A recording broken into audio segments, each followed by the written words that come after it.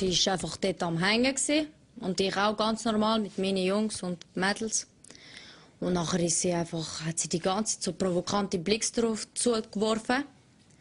Und dann habe ich so gedacht, ja, wieso schaut sie denn so?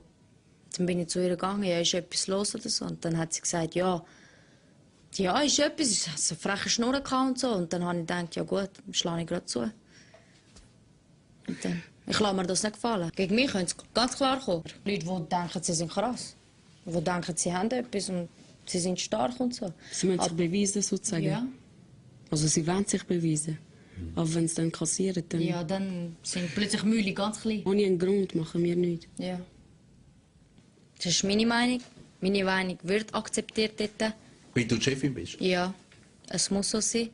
Meine Meinung wird akzeptiert und fertig. Und wenn ich aussteigen will, dann wird auch eine andere Anführerin. Die kann dann weitermachen. Wer ist die Person schon, die über meine Mutter beurteilen kann? Wer ist die Person schon? Das ist, man hat eine Ehre.